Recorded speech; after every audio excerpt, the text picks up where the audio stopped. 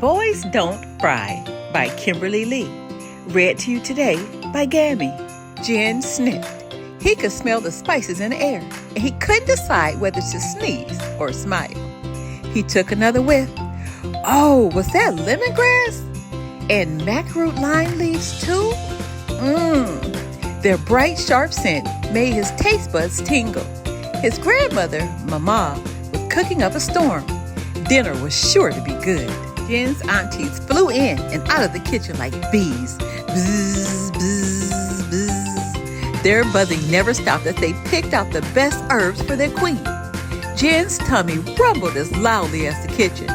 Mama always said that the kitchen was the stomach of the house and the heart. That was Mama, of course. Both the heart and the stomach were working hard today.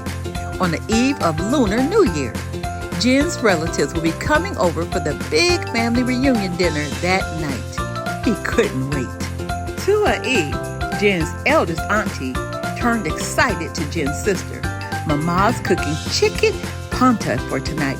Do you want to help us make it?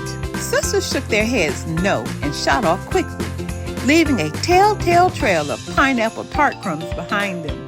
Jen wished Twa-E had asked him to help too, but Babas never got asked. Only Nyonyas did. Jen never understood why.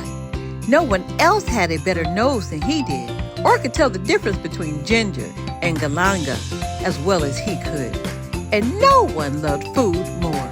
Every clang and chop from the kitchen made him inch closer and closer to the action. Squaring his shoulders, Jen cleared his throat loudly. I can help, he offered boldly.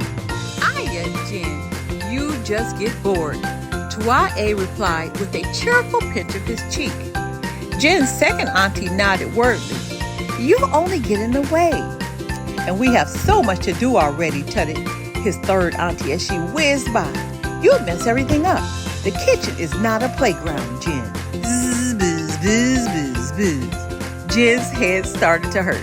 Suddenly, Jen heard the loud thump of Mama's walking cane against the floor. I don't see anything wrong with Jen learning if he wants to. His aunties fell silent. Their queen had spoken. Mama looked at Jen and beckoned him over. Let's see what you can do, she said, tucking him under her arm. As Mama led him into the kitchen, Jen felt like he was entering another world. Nothing he had ever seen before was as red as Mama's sambal belacan. Nothing smelled as lovely as her stews. The sizzle of her stuffed fried fish sounded like music.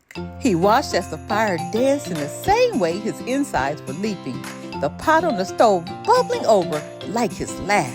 Slowly, Jen picked up Mama's pestle. It fit into his hand perfectly.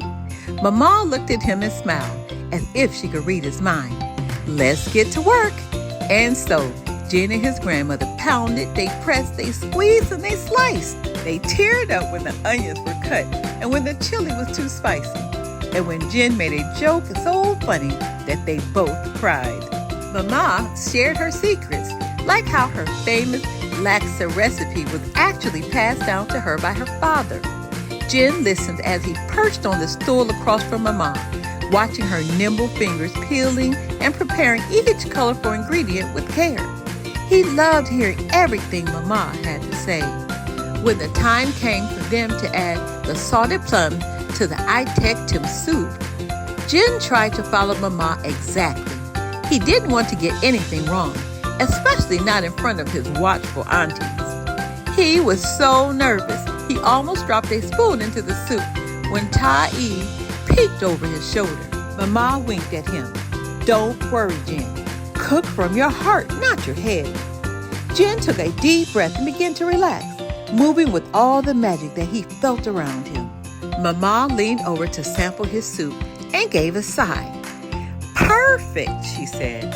Once they had finished, Jen and Mama surveyed the spread laid out before them. From rich red curries to perfectly plated pie teas and rainbow-colored kahoot, sharing a smile as they did so. Perfect indeed. That night, as the family sat down for dinner, Everyone agreed that it was the best meal they'd ever had. Mama told them it was because they had a special ingredient this year. The bees buzzed in loud agreement. Of course, La! I always knew Jen had a gift in the kitchen. That boy was meant to cook. Never doubted him for a second. The next Lunar New Year, the kitchen still hummed with buzzy bees and sizzling stovetops. And right beside the queen was their happy heir to the kingdom, filling each delicious dish with sweetness, spice, and that very special ingredient. The end. Take a second, read the author's note, and learn how to make the pong-tay chicken. We have so much more to learn. Be blessed.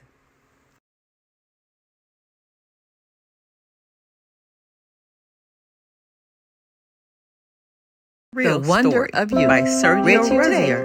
Read to you today. I'm the by best Gammy. me there is. Whatever you do,